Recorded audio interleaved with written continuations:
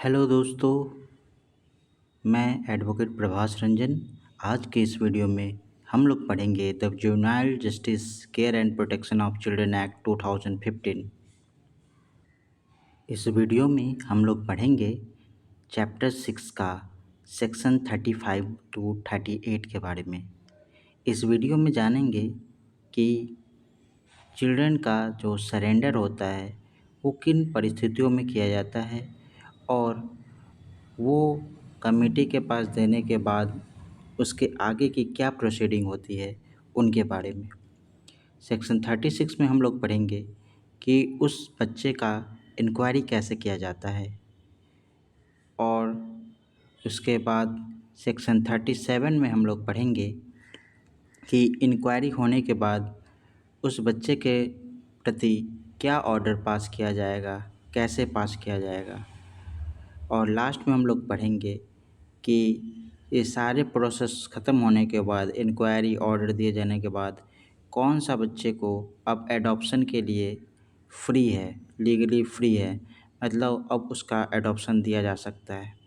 तो आइए शुरू करते हैं सेक्शन 35 से। तो सेक्शन 35 का सब सेक्शन 1 बोलता है, A parent or guardian who for physical, emotional and social factor beyond their control wishes to surrender a child shall produce the child before the committee। मतलब जब एक पेरेंट या guardian physically, जब वो शारीरिक रूप से कमज़ोर हो जाते हैं और अपने बच्चे की देखभाल नहीं कर पाते हैं, या इमोशनली या किसी भी सामाजिक फैक्टर, सोशल फैक्टर के कारण जो कि उनके कंट्रोल के बाहर है, वो सक्षम नहीं हो पाते हैं, तब वो चाहते हैं, wishes to surrender a child, वो चाहते हैं कि उस बच्चे को सरेंडर कर दिया जाए। तब वो क्या करेंगे, वो उस बच्चे को चिल्ड्रन वेलफेयर कमेटी में प्रोड्यूस करेंगे। सब सेक्शन 2 बोलता है, if after prescribed process of inquiry and counselling the committee is satisfied, a surrender deed shall be executed by the parent or guardian as the case may be before the committee।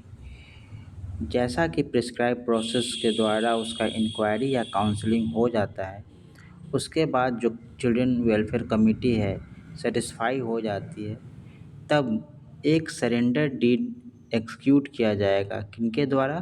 Parent या guardian के द्वारा उस children welfare committee के समक्ष। Sub section 3 में बोलता है, the parents और guardian who surrendered the child shall be given 2 months time to reconsider their decision. इसका मतलब है, अगर मान लीजिए कोई भी पेरेंट या गार्जियन अपने बच्चे को सरेंडर कर देते हैं, फिर उनका कुछ दिन बाद उनका माइंड चेंज हो जाएगा, वो चाहेंगे कि नहीं, हम मुझे नहीं देना था, तो उस पर रिकन्सिडर, अपने डिसीजन पे रिकन्सिडर करेंगे कि हम नहीं देना चाहते हैं। तो इसलिए 2 month का टाइम दिया जाता है। And in the intervening period of the committee shall either allow after due inquiry the child to be with the parent or guardian under supervision or place the child in a specialized adoption agency। और ये जो time period होगा 2 month का, उस बीच में उस बच्चे को या तो पेरेंट या गार्जियन को दे दिया जाएगा, अंडर सुपरविज़न होगा वो, या उस बच्चे को एक स्पेशलाइज्ड एडॉप्शन एजेंसी को प्रोड्यूस कर दिया जाएगा। इफ़ ही और सी इज़ बिलो 6 years, अगर वो बच्चा 6 साल से नीचे का हो, और उसको चिल्ड्रन होम में दे दिया जाएगा इफ़ वो 6 साल से ऊपर हो, if he is above 6 years। अब आगे सेक्शन 36 क्या कहता है। सेक्शन 36 कहता है इंक्वायरी के बारे में।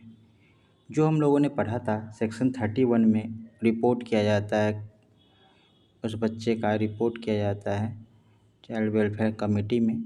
तो आगे क्या होगा वो इसमें बताता है। जब एक बार इन्फॉर्म कर दिया गया, प्रोड्यूस कर दिया गया ऑन प्रोडक्शन ऑफ चाइल्ड और receipt of report under section 31, मतलब उस बच्चे को प्रोड्यूस किया गया या उसके बारे में रिपोर्ट दिया गया अंडर सेक्शन 31, तब क्या करेगी कमेटी, क्या करेगी? तो वही बोलता है the committee shall hold an inquiry.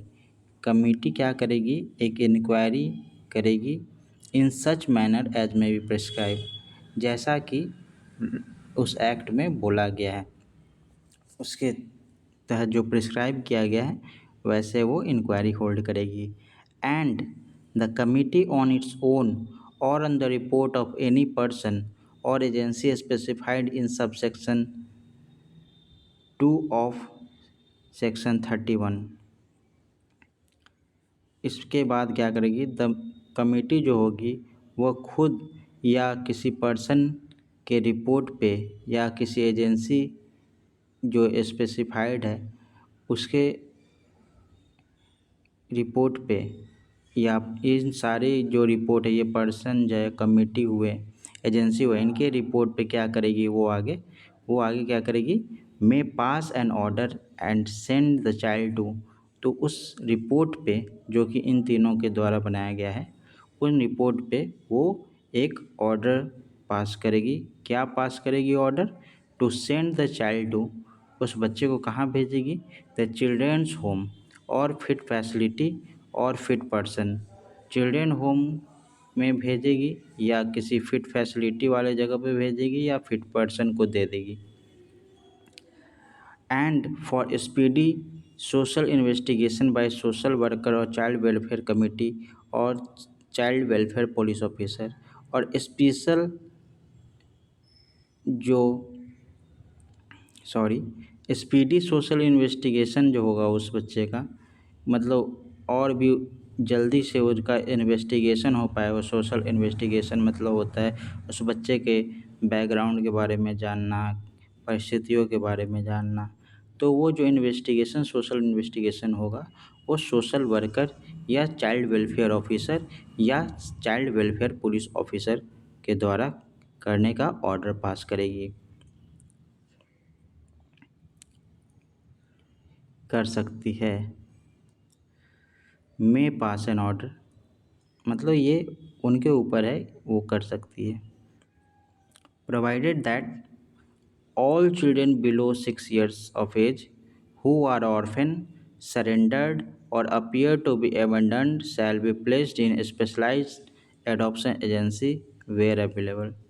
Provided दिया गया है कि जो भी बच्चे बिलो 6 ईयर्स हैं या जो ऑर्फेन है, अनाथ है, जिनको त्याग दिया गया है, सरेंडर हैं या अपीयर टू बी अबेंडेंड, ऐसा लग रहा है कि वो छोड़ दिए गए हों, shall be placed in specialise adoption agency. तो उनको शैल बी का यूज किया गया है, मतलब उनको स्पेशलाइज एडॉप्शन एजेंसी में दे दिया जाएगा। वेयर अवेलेबल, जहाँ पे ये अवेलेबल होंगे। सब सेक्शन 2 में बोलता है the social investigation shall be completed. यहाँ शैल बी कंप्लीटेड मतलब मैंडेटरली ये जो सोशल इन्वेस्टिगेशन है वो कंप्लीट हो जाना चाहिए। कितने दिनों में? विद इन 15 डेज में। So as to enable the committee to pass final order within 4 months of first production of the child. वो सोशल इन्वेस्टिगेशन 15 दिनों के अंदर में हो जाना चाहिए कंप्लीट, ताकि क्या हो सके? ताकि चाइल्ड वेलफेयर कमेटी जो है वो फाइनल ऑर्डर पास कर सके। कितने दिनों के अंदर में? 4 मंथ के अंदर में। कब से? जब से वो उस बच्चे का फर्स्ट प्रोडक्शन किया गया है, मतलब फर्स्ट प्रोडक्शन के बाद 4 मंथ के अंदर में उसके प्रति फाइनल ऑर्डर पास कर दिया जाना चाहिए। इसलिए फाइनल ऑर्डर जल्दी से जल्दी 4 मंथ के अंदर में पास हो सके, इसलिए सोशल इन्वेस्टिगेशन है वो 15 दिनों के अंदर हो जाना चाहिए। Provided that for orphan, abandoned or surrendered children, the time for completion of inquiry shall be specified in section 38। बाकी जो प्रोवाइडर दिया गया है ऑर्फन या अबेंडन्ड या सरेंडर चिल्ड्रन के लिए, the time for completion shall be specified, इन सबों के लिए जो time of completion of inquiry है वो सेक्शन 38 में बताया गया है, जो कि हम आगे पढ़ेंगे। अब आते हैं सब सेक्शन 3 में। उसमें बोलता है after the completion of the inquiry, if committee is of the opinion that the said child has no family और ऑस्टेंसिबल सपोर्ट और in continued need of care and protection, मतलब इंक्वायरी ख़त्म होने के बाद अगर कमिटी को लगता है कि वो बच्चा जो है उसके पास कोई फैमिली नहीं है, कोई सपोर्ट नहीं है उसको जो उसकी देखभाल कर सके, या वो ऐसा बच्चा है कि वो आगे चल के भी उसको need end of care and protection की ज़रूरत पड़ेगी, तो उस केस में क्या होगा, कमेटी क्या करेगी, it may send child to specialised adoption agency, उसको स्पेशलाइज्ड एडॉप्शन एजेंसी में भेज सकती है। If the child is below 6 years of age, अगर वो बच्चा 6 साल से नीचे का होगा तो उस केस में उस बच्चे को चिल्ड्रन होम या फिट फैसिलिटी जहाँ पे अवेलेबल हो, या किसी पर्सन को या फॉस्टर फैमिली जो देखभाल करती है, जो बायोलॉजिकल फैमिली नहीं है लेकिन देखभाल करने के लिए जो जिस फैमिली को दे देते हैं, जैसे कोई बच्चे किसी और फैमिली में पालन पोषण की जिसका होता है तो फॉस्टर फैमिली उसको बोलते हैं, उसको दे सकते हैं till suitable means of rehabilitation are found for the child, जब तक कि उसके रिहेबिलिटेशन हो पाए, एज में बी प्रिस्क्राइब्ड, और till the child attains the age of 18 years, या तो वो 18 साल का हो जाए या तो वो अच्छी तरह से उसमें सुधार आ जाए, तब तक के लिए उनको चिल्ड्रन होम या फिट फैसिलिटी या किसी पर्सन या फॉस्टर फैमिली जो है उनको दे सकती है।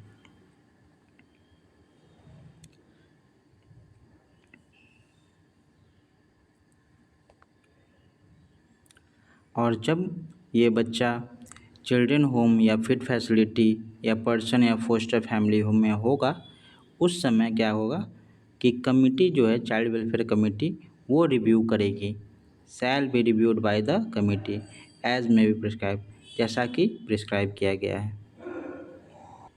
नेक्स्ट क्या करेगी कमिटी, तो इसके बारे में सबसेक्शन 4 में बोला गया है, the committee shall submit a quarterly report on the nature of disposal of cases and pendency of cases to district magistrate in the manner as may be prescribed for review of pendency of cases।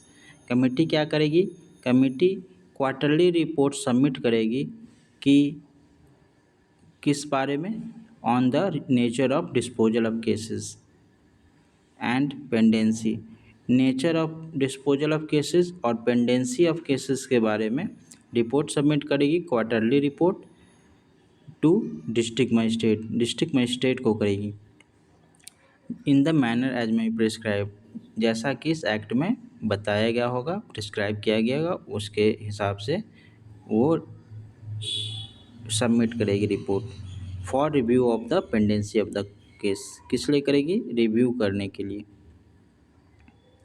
District magistrate उनको review करेंगे। आगे क्या बोलता है सब section 5 में, after review, जब review होने के बाद क्या होगा, the district magistrate shall direct the committee to take necessary remedial measures to address the pendency. जब रिपोर्ट सबमिट हो जाएगी तब डिस्ट्रिक्ट मजिस्ट्रेट क्या करेंगे, डिस्ट्रिक्ट मजिस्ट्रेट डायरेक्ट करेंगे चाइल्ड वेलफेयर कमेटी को कि नेसेसरी रेमेडियल मेजर लिया जाए, मतलब जो ज़रूरत वाली रेमेडी के लिए जो चीज़ चाहिए उन चीज़ को वो करे। टू एड्रेस द पेंडेंसी को ख़त्म करे, उसके लिए रेमेडियल मेजर जो ज़रूरत हो वो लिया जाए। इसके बारे में डिस्ट्रिक्ट मजिस्ट्रेट डायरेक्ट करेंगे किनको, चाइल्ड वेलफेयर कमेटी को। If necessary and send a report of such reviews to the state government, अगर ज़रूरत पड़े तो उस रिपोर्ट को रिव्यू के लिए स्टेट गवर्नमेंट को भी दिया जाएगा। Who may cause the constitution of additional committee, और जो स्टेट गवर्नमेंट है वो क्या कर सकती है, वो एक नया एडिशनल जो होगा, एडिशनल एक एक्स्ट्रा में कमेटी का गठन कर सकती है if required, provided that if the pendency of cases continues to be unaddressed by the committee even after 3 months of receiving such direction, the state government shall terminate the said committee and constitute new committee। अगर pendency जो है वो फिर भी ख़त्म नहीं हो पा रहा है, unaddressed by the committee, 3 month के बाद भी डायरेक्शन जो दिया गया था उस डायरेक्शन के 3 मंथ बाद भी अगर वो पेंडेंसी ख़त्म नहीं कर पा रही है तो क्या करेगी स्टेट गवर्नमेंट, तो वो जो पहले वाली जो कमेटी थी उसको ख़त्म कर देगी और एक नया कमेटी का गठन करेगी। नेक्स्ट क्या बोलता है सेक्शन का, सेक्शन 36 का सबसेक्शन 6 में बोलता है कि in anticipation of termination of committee and in order that no time is lost in the constituting a new committee, the state government shall maintain a standing panel of eligible person to be appointed as a member of the committee. मतलब new committee बनाने में कोई time कहीं बर्बादी ना हो, time ख़त्म नहीं हो, इसीलिए एक स्टैंडिंग पैनल मेंटेन किया जाएगा स्टेट गवर्नमेंट के द्वारा कि जल्दी से जल्दी उस न्यू कमेटी को बनाया जा सके। तो उसमें उसके लिए एलिजिबल पर्सन वो स्टैंडिंग पैनल में पहले से रहेंगे। सब सेक्शन 7 में क्या बोलता है, in case of any delay in the constitution of new committee under sub section 5, the child welfare committee of nearby district shall assume responsibility in the intervening period. इसमें बोलता है अगर कोई भी किसी प्रकार का डिले होता है न्यू कमेटी बनाने में तो क्या होगा कि जो उसके नज़दीकी जो डिस्ट्रिक्ट में पहले से जो चाइल्ड वेलफेयर कमेटी है वो उनको जो रेस्पॉन्सिबिलिटी मिल जाएगी उस समय तक के लिए, वो एज्यूम करेंगे रेस्पॉन्सिबिलिटी अगर जो नई कमेटी बनाने में टाइम लग रहा है तो। सेक्शन 37 क्या कहता है, सेक्शन 37 कहता है orders passed regarding a child in need of care and protection. Child in need of care and protection के प्रति कौन सा ऑर्डर पास किया जाएगा, इसके बारे में सेक्शन 37 बोलता है।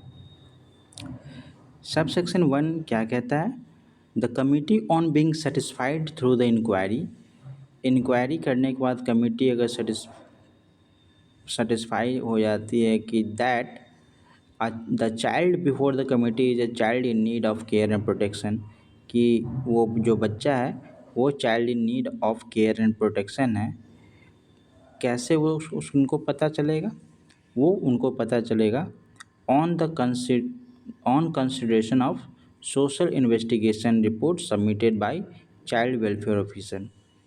सोशल इन्वेस्टिगेशन रिपोर्ट जिसको SIR भी बोलते हैं, तो उससे उनको पता चलेगा कि चाइल्ड वो जो बच्चा है वो child in need of care and protection है, या taking into account the child wishes in case child is sufficiently mature to take a leave, या चाइल्ड सफिशेंटली मेच्योर है तब, तो इन दोनों के आधार पे वो क्या करेगी कमिटी, पास वन और more of the following order. तो ये सारे ऑर्डर वो पास करेगी। वो क्या है वो अब आगे पढ़ते हैं। Declaration that child is in need of care and protection. वो एसआईआर और sufficiently mature to take a view, इन दोनों के आधार पे वो क्या करेगी कि वो डिक्लेयर करेगी कि ये जो बच्चा है वो need of care and protection है। उसके आगे क्या बोलता है, restoration of child to parent और गार्जियन और फैमिली विद और without supervision of child welfare officer और डेजिग्नेटेड सोशल वर्कर। वो क्या करेगी, उस बच्चे को पेरेंट या गार्जियन या फैमिली को दे देगी। ये विद और without supervision of child welfare officer और डिजिग्नेटेड सोशल वर्कर हो सकता है। मतलब सुपरविज़न कर भी सकते हैं, नहीं भी कर सकते हैं। उसके आगे क्या बोलता है, placement of child in children home और फिट फैसिलिटी और specialised adoption agency for the purpose of adoption for long-term or temporary care, keeping in mind the capacity of institution for housing such children, either after reaching the conclusion that the family of the child cannot be traced or even if traced, restoration of the child to the family is not in the best interest of the child। अब क्या करेगी, इसमें order ये पास हो सकता है कि उस बच्चे को चिल्ड्रन होम या फिट फैसिलिटी वाले जगह पे या स्पेशलाइज्ड एडॉप्शन एजेंसी को दे दिया जाएगा, प्लेसमेंट ऑफ चाइल्ड किया जाएगा, मतलब उस बच्चे को वहाँ पे रख दिया जाएगा for the purpose of adoption for long या टेम्परेरी केयर। एडॉप्शन के लिए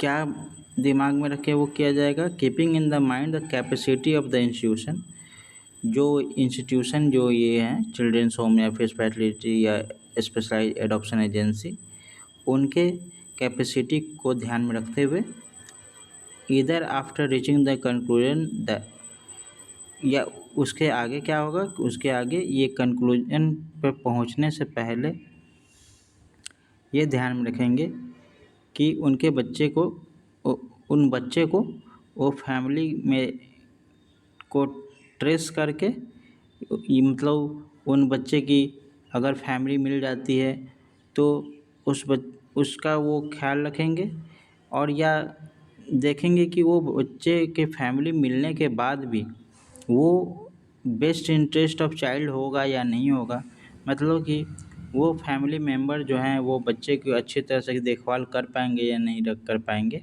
उस आधार को भी यहाँ पे ध्यान में रखा जाएगा। आगे क्या बोलता है, placement of the child with fit person for long term और टेम्पोररी केयर। इसमें क्या बोलता है कि उस बच्चे को फिट पर्सन को दे दिया जाएगा, फॉर लॉन्ग टर्म भी हो सकता है या टेम्पोररी केयर के लिए भी किया जा सकता है। या तो उनको फोस्टर केयर के लिए दिया जा सकता है जो कि सेक्शन 44 में बताया गया है, या स्पॉन्सरशिप ऑर्डर दिया जा सकता है जो कि सेक्शन 45 में दिया जाएगा। तो ये दोनों चीज़ें जब हम लोग उस सेक्शन को डील करेंगे वहाँ पे उसको डिस्कस करेंगे, तो उस वीडियो को भी आप लोग देखिएगा। आगे क्या बोलता है, डायरेक्शन टू पर्सन्स और इंस्टीट्यूशन और facilities in whose care the child is placed regarding care, protection and rehabilitation of the child। अब डायरेक्शन देगी किनको, पर्सन को या उन इंस्टीट्यूशंस को या फैसिलिटी जो प्रोवाइड करा रहे हैं जिनके केयर में चाइल्ड रखा गया है, किसके रिगार्डिंग, केयर के रिगार्डिंग, प्रोटेक्शन के रिगार्डिंग, रिहैबिलिटेशन के रिगार्डिंग, मतलब देखभाल, सुरक्षा और उनके सुधार के रिगार्डिंग उनको डायरेक्शन दिया जाएगा। Including direction relating to immediate shelter and services such as medical attention, psychiatric, psychological support including need based counselling, occupational therapy और behaviour modification therapy, skill training, legal aid, educational services and other developmental activities as required, as well as follow-up and coordination with the district child protection unit or state government and other agencies। इसमें आगे additional जो direction दिया गया है, immediate shelter मतलब उनको रहने के लिए जगह दिया जाएगा, और सर्विसेज दी जाएंगी। किन किन प्रकार के सर्विसेज? मेडिकल हो गया, साइकेट्रिक, मानसिक रूप से जो जो भी सर्विसेज चाहिए होती है, व्यवहार में मॉडिफाई करने की थेरेपी दी जाएगी, स्किल बढ़ाने की ट्रेनिंग दी जाएगी, लीगल एड दिया जाएगा, पढ़ाई लिखाई के बारे में सोचा जाएगा, ये सारे डेवलपमेंट उसका उस बच्चे का कैसे हो, ये सारा जो होगा वो किया जाएगा as required, as well as follow up and coordination. और उनका कोऑर्डिनेशन किसके साथ होगा? डिस्ट्रिक्ट चाइल्ड प्रोटेक्शन यूनिट या state government and other agency के द्वारा किया जा सकता है, अगर ज़रूरत पड़ेगी तो एज रिक्वायर्ड लिखा गया है इसमें। आगे क्या बोलता है? Declaration that child is legally free for adoption. Next ये भी डिक्लेयर किया किया जा सकता है कमेटी के द्वारा कि अब उस बच्चे का एडॉप्शन के लिए वो रेडी है। मतलब इस सारे चीज़ होने के बाद, इंक्वायरी करने के बाद, अगर उस बच्चे को लगता है कि अब इसको एडॉप्शन में दे देंगे तो अच्छी फैमिली मिल जाएगी, तो उसका भी डिक्लेरेशन कमेटी कर सकती है इंक्वायरी के बाद। आगे क्या बोलता है सबसेक्शन 2 में? द कमिटी में ऑल्सो पास ऑर्डर फॉर, ये सारे ऑर्डर के अतिरिक्त इन सबों के प्रति भी ऑर्डर पास किया जा सकता है। वो है declaration of fit person for foster care. मतलब फॉस्टर केयर जो पालन पोषण करते हैं, जो बायोलॉजिकल फादर या पेरेंट्स नहीं होते हैं, फादर मदर नहीं होते हैं, तो वो जो पर्सन होते हैं वो फॉस्टर फैमिली होते हैं। तो वो जो पर्सन को दिया गया है वो फिट पर्सन है उस बच्चे के लिए या नहीं, इसका भी डिक्लेरेशन कमेटी करेगी। Getting after care support under section 46, after care support 46 में दिया गया है, वो उसका भी बारे में कमेटी ऑर्डर पास कर सकती है। और any other order related to any other function as may prescribe, और कोई अदर ऑर्डर भी पास कर सकती है या कोई अदर कार्य के लिए जैसा कि प्रिस्क्राइब किया गया है, तो कमेटी ये भी कर सकती है। मतलब कि इतना ही ऑर्डर नहीं है, वो अदर ऑर्डर भी कर सकती है पास। अब आगे सेक्शन 38 क्या कहता है? सेक्शन 38 कहता है procedure for declaring a child legally free for adoption, कि एक जो बच्चा है वो लीगली फ्री फॉर एडॉप्शन है, उससे रिलेटेड जो डिक्लेरेशन का जो प्रोसीजर है उसके बारे में बताता है। तो सबसेक्शन 1 क्या कहता है?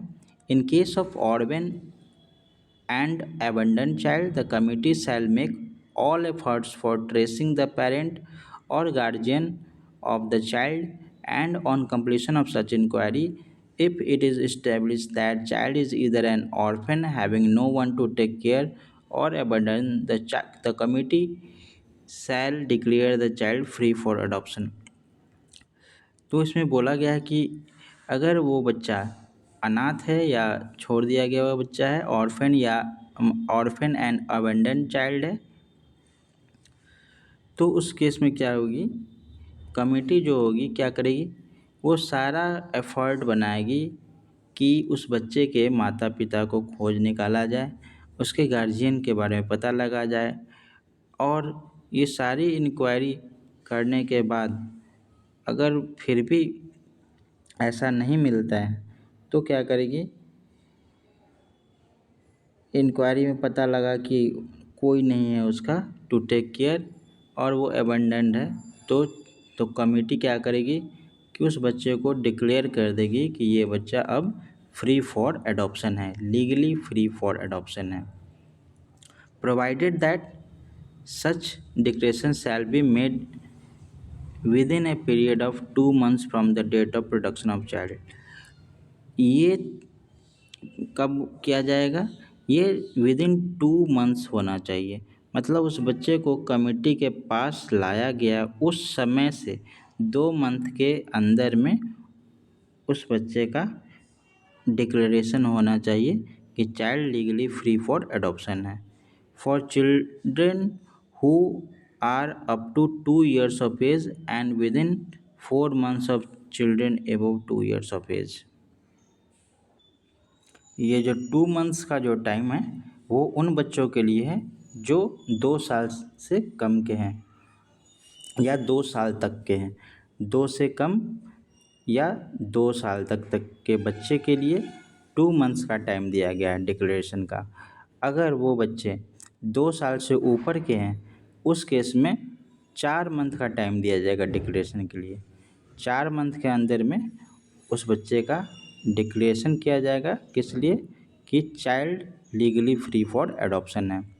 प्रोवाइडेड फर्दर दिया गया है that notwithstanding anything contained in this regard in any other law for the time being in force, no FIR shall be stirred against any biological parent in the process of inquiry related to an abandoned or surrendered child under this act। अब इसमें आगे बोला गया है कि अगर inquiry के time उनको पता चलता है कि नहीं, मतलब उनके माता पिता के बारे में, तो उस माता पिता पे या गार्जियन पे कोई भी किसी प्रकार का FIR नहीं किया जाएगा।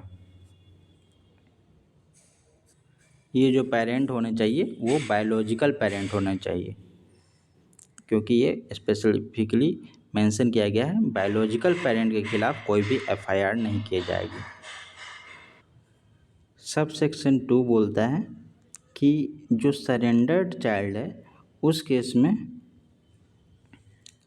जो स्पेसिफिक पीरियड कंप्लीट किया जाना चाहिए सेक्शन 35 में, उस पीरियड के ख़त्म होने के बाद ही उस बच्चे को legally free for adoption declare किया जाएगा। नेक्स्ट सब सेक्शन 3 में क्या बोलता है, not with standing anything contain in any other law for the time being in force, a child of mentally retarded parents or unwanted child of victim of sexual assault, such child may be declared free for adoption by committee by the following procedure under this act। इसमें क्या बोला गया है कि अगर किसी भी बच्चे का जो पेरेंट्स है वो मेंटली रिटार्डेड है, मतलब मंद मतलब मंद बुद्धि हैं, उनकी वो बच्चे की देखभाल नहीं किया जा सकता है, या ऐसा केस भी होता है जैसे सेक्सुअल असॉल्ट के केस में अगर किसी बच्चे का जन्म हुआ है तो उस केस में भी जो बच्चा होगा उस केस वाले बच्चे भी इसी प्रोसीजर के तहत उनको फ्री फॉर एडॉप्शन डिक्लेयर किया जाएगा। किनके द्वारा? चाइल्ड वेलफेयर कमेटी के द्वारा। नेक्स्ट क्या बोलता है, सेक्शन 38 का सब सेक्शन 4 क्या बोलता है कि ये जो डिक्लेरेशन किया जाएगा उसमें एटलीस्ट 3 मेंबर्स होने चाहिए। उस कमेटी में उस टाइम पे एटलीस्ट 3 मेंबर्स का होना ज़रूरी है। नेक्स्ट क्या बोलता है, सब सेक्शन 5 बोलता है the committee shall inform the state agency and the authority regarding the number of children declared as legally for adoption and number of cases pending for decision in the manner as may be prescribe every month. तो committee क्या करेगी, state agency या authority को कितने बच्चे declare किए गए हैं फ्री फॉर एडॉप्शन या कितने नंबर ऑफ़ केसेस पेंडिंग है, इन सब के बारे में हर मंथ में इन्फॉर्म करेंगे। किनको करेंगे? स्टेट एजेंसी या अथॉरिटी जो उनकी होगी उनको करेंगे report. Thank you for watching video. आगे भी ऐसे वीडियो देखते रहिए। Like, subscribe and share please.